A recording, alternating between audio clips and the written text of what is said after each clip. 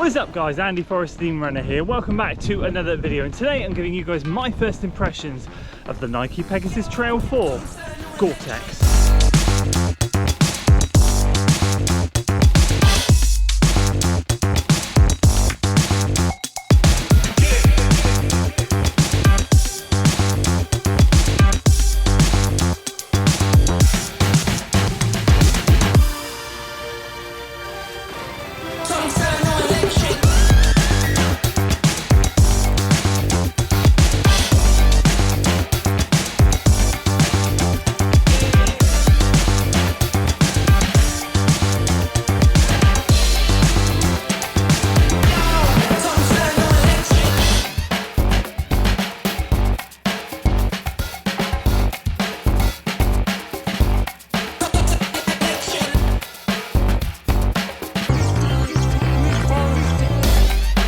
That's 90 minutes, just over 11 miles completed in the Nike Pegasus Trail 4 Gore-Tex for the first run to give you guys my first impressions. And I have to say, testing it past the previous version, version 3, this has made some big improvements. I'm excited to share my thoughts with you guys on this shoe shortly. And with all first impressions videos, we'll be going through the technical overview of the shoe, how it's structured, how it's set up, before moving on to my thoughts. So if you're excited for today's video guys, make sure you give it a like, share it with your friends, subscribe to the channel for weekly running content, and we'll start with the tech.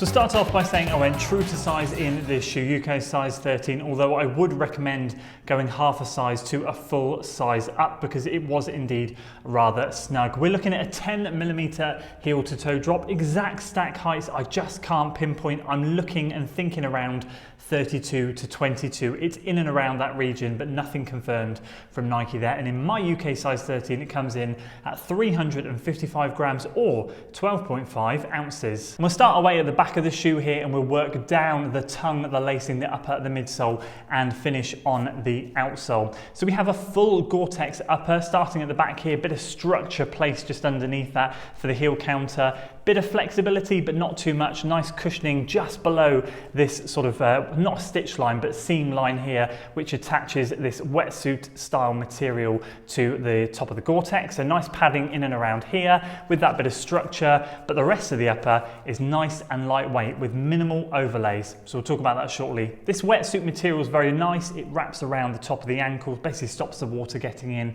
because obviously with it being a Gore-Tex upper, once the water goes in, it's certainly not going to be coming back out. Gusseted tongue in this thing, nice medium padding in the tongue, not paper thin, certainly not too thick. And it is gusseted both sides, and it attaches roughly sort of around that second to third eyelet down. So there is a small section here that isn't, but the way the shoe wraps over the top, it basically is fully waterproof. It feels great, and I don't feel from today's run like water is going to be getting in the shoe unless you don't do a very good lockdown, and this is all quite loose and floppy at the back here. But overall, really good. And it's a standard lacing system. It works, tried and tested, nothing fancy, and basically just allows you to get a really good lockdown. So the tongue, the back, and the lacing is all really solid. The Gore-Tex upper is great. It's lost a lot of overlays from the last one, saving weight. We've got minimal sort of print on overlays here and here, and around the front here, just a little bit thicker, but that's it. The rest of it is just Gore-Tex all the way around. As I said, we've lost a lot of overlays, which is good. I can't wait to tell you the weight saving that we've got in this shoe. You will be shocked. It's brilliant, and it's going in the right direction. In terms of the midsole, it's a full React midsole, and I have to say I'm slightly blown away by the changes in this React midsole to what I'm previously used to running in, let's say, in the Pegasus 37 and 38 road versions 2 or 3 years ago. That midsole was not good. It was on the firmer side, very heavy, very clunky, didn't feel good at all, not responsive. I really didn't like it. The React in the Peg Trail 3 Gore-Tex, I was shocked with last year when I tested it. Really good, very nice, much more soft and cushioned, and this has gone another level again. I don't know what's going on, the compound's changed in this. It feels super soft, super comfy. I'm all for this type of React. If they put this in the Road Pegasus, we'd be onto a winner. This is a big change. So again, just being out there on feet for 90 minutes on the trails, I got great cushioning, great comfort, so happy with this midsole.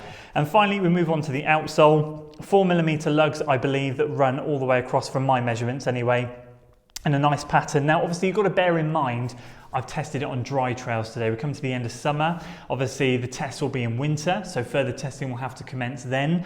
But in terms of the grip and traction I had on those light trails today, it's great. And bearing in mind, this shoe is designed as a bit of a commuter trail shoe, road to trail. It can do a bit of both. It was very comfortable on the concrete, very comfortable on the trails, and I just felt like an all-round perfect job. Like there's no complaints there in the dry. Further testing in the wetter weather, would love to see how the grip goes, but in terms of the conditions that I've tested in so far, very impressed with the outsole, and that is it for the tech.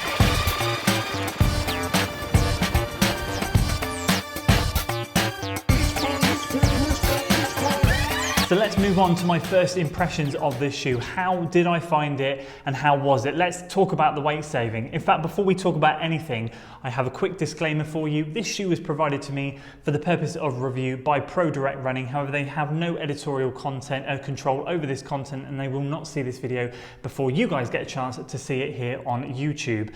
So with that done, I just want to get into my thoughts of this thing, and I'm over the moon with the changes they've made from version 3.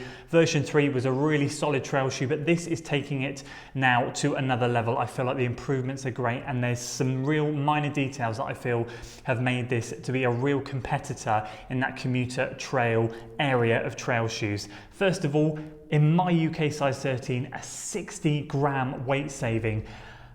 Version 3 was 415 grams, this is 355. That is massive. And going in the right, obviously you want to see weight saving going on in shoes. And in this year's Nike road shoes, we've seen a lot of weights go up, a little bit frustrating, not all the time, but some of the shoes you just think, why is this going up? You just don't need it. This is going in the right direction. And this morning it felt like a completely different shoe. It put it in a completely different category for me. So the previous version was very much an easy plodding trail shoe. This now I feel I could really start to move if I wanted to. Another addition to me that was a real perk. I don't know if it's changed, but it feels like it has, and that could be down to minimal overlays. The toe box feels quite wide. Much more natural foot splay. I felt like if I was in time on feet in this shoe for 3, 4, 5 hours, my feet could have the opportunity to swell a bit and still have room to move, which is great. It's exactly what you want when you're out there time on feet. And the midsole, I mean, I'm genuinely blown away by the difference in this React midsole to some of the road React midsole shoes that I've tried. So I feel what they've done with this shoe is they've elevated it from this simplistic, easy, plodding commuter trail shoe to something now that is a serious contender that you could be out there on the trails for a good amount of time. Don't get me wrong, I don't think it puts it into the racing category. There's obviously better and lighter trail racing shoes, but in terms of from a training purpose, suddenly you're not just putting it in the base level easy plodding category. You've got a shoe that can cover probably a multitude of zones. I wouldn't actually be averse to doing potentially even sort of tempo efforts on hillier terrain, on trails in this shoe, which is great because suddenly you're not just buying something for one purpose. You've got a shoe that can cover a multitude of areas. So for me, I think what they've done here is great. The one thing that I need to kind of tinker with and work on, and it might be a case that I do need to use the extra eyelet, is by the end of the run, I did feel this area starting to get a bit loose and sloppy.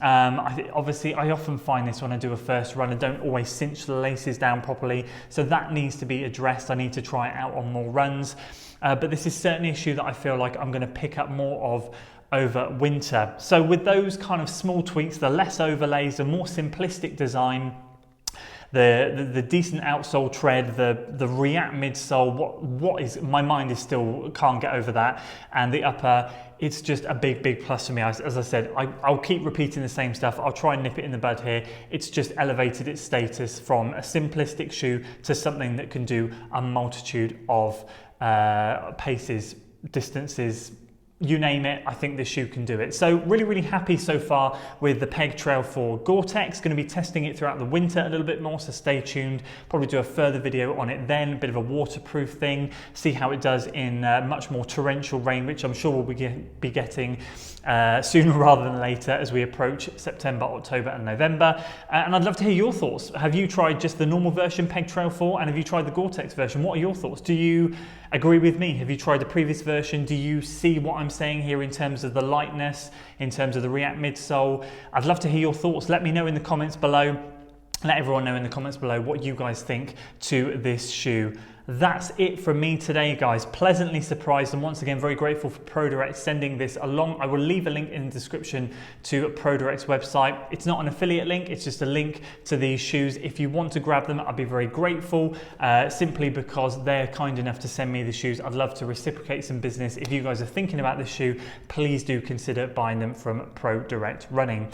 That's it from me today, guys. That's my initial thoughts on the Peg Trail 4 Gore-Tex. As I said, let me know in the comments below what yours are, and I will leave it there for today. If you enjoyed today's video, guys, make sure you give it a like, share it with your friends, subscribe to the channel for weekly running content, and as always, I'll see you in the next one. Until then.